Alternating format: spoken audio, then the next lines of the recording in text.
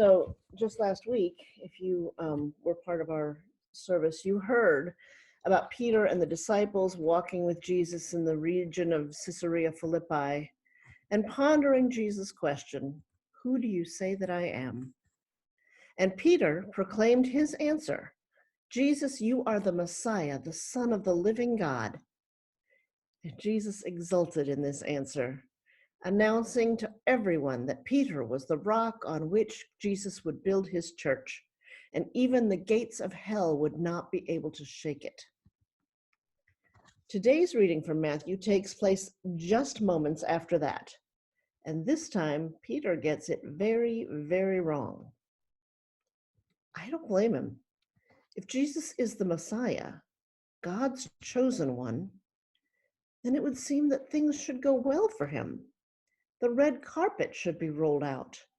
The Messiah should have no trouble overthrowing the oppressive Roman Empire, redistributing their power and wealth, eliminating corruption in the temple, and generally making life better for all of God's precious children. It just makes sense. When Jesus describes the death-dealing events that are about to unfold in Jerusalem, events that show anything but the glory of security and influence and power, it's no wonder Peter protests, "God forbid it, Lord, this must never happen to you." How had Jesus so quickly forgotten that there would be a new church with the authority to bind and to loose, not to mention its ability to withstand the power of death? How can these things happen if God's own anointed one is going to be tortured and executed? Jesus' response to Peter is swift and sharp. "Get behind me, Satan." The answer is shocking in its harshness, but I really don't believe that those words were aimed at Peter as a person, as much as they are aimed at the temptation that his words represent. Peter's well-intentioned wish that God would not permit horrible things to happen to his beloved who was called God's own, it isn't that different from the way that Satan tried to tempt Jesus in the wilderness following his baptism. Do you remember the story? Satan trying to dare Jesus to use his authority as the Son of God for his own purposes instead of serving God's mission in the world? Even though their motives might have been different, the path that both Satan and Peter urged Jesus to take is rooted not in God's way, not in God's understanding, but in human ways and human understanding. Our human expectations sometimes include this rationale, unspoken or spoken. If you do good things and try really hard, you will be rewarded. You will find financial success, social success, and peace and goodwill. And of course, there's this converse that we also understand, spoken or not.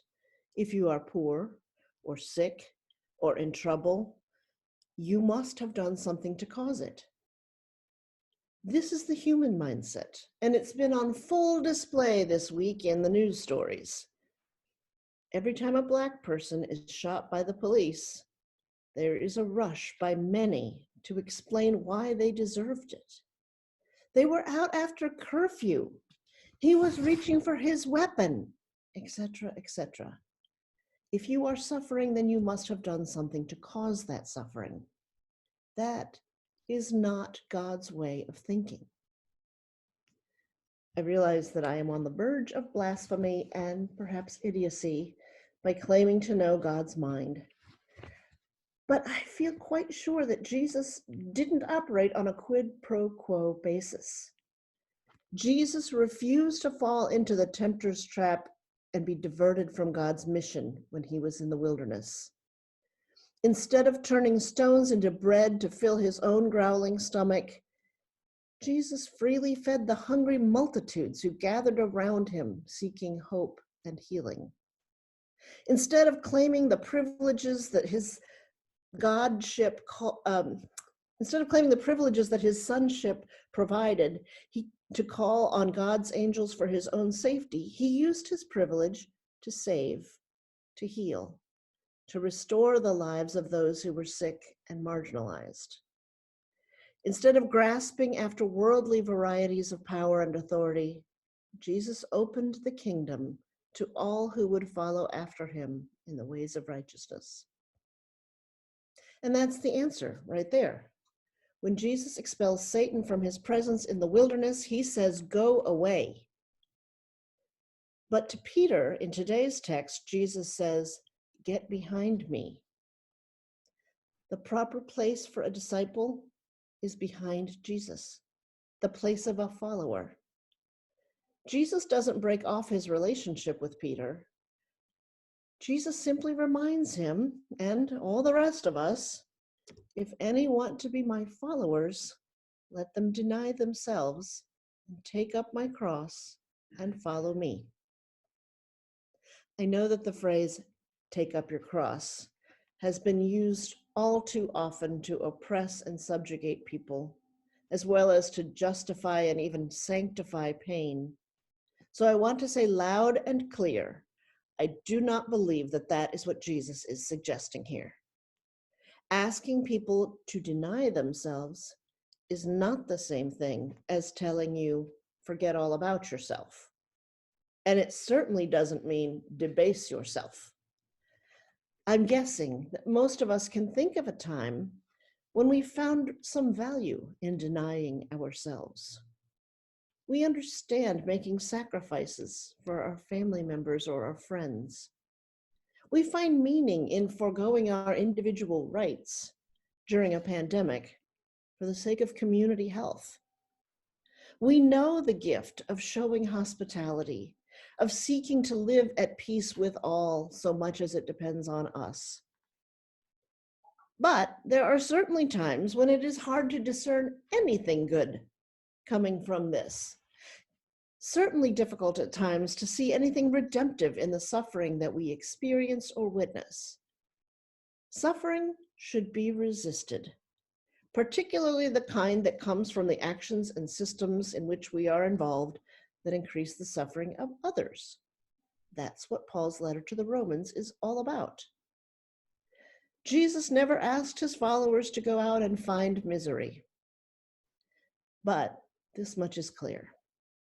If we follow in Jesus' footsteps, we won't have to go looking for crosses to bear. They will find us, just as surely as Jesus' cross found him. There have always been people who were offended by what Jesus said and did, and there still are. 2020, as you know, has had no shortage of crosses to offer. There is an abundance of suffering around us right now. Some of it is related to COVID, to racial injustice, to natural disasters, to economic hardships, to emotional despair, or to 100 other causes. But the good news is this. Jesus, who is called God with us, Emmanuel, promises to be with us, just as he promised to be with Jeremiah in his pain, always, even to the end of the age. And because Jesus is able to lose his life for the sake of the world, the old mold is broken. Death no longer has the last word. Now we are able to find our lives in his life, because Jesus suffered everything, including the terrifying feeling that God had abandoned him. Now we know that nothing we experience, no matter how bleak, is outside of God's empathy and compassion. Our Emmanuel is already and always going ahead of us, ahead of his followers, putting his life on the line for all who come after. So whether we're in the forsaken place of the wilderness or in centers of human might and authority, used well or poorly, Jesus is there, holding us, lamenting with us, encouraging us, promising us the strength to endure, and having endured, to flourish, and flourishing, to help others do the same. This is how we persevere. Amen.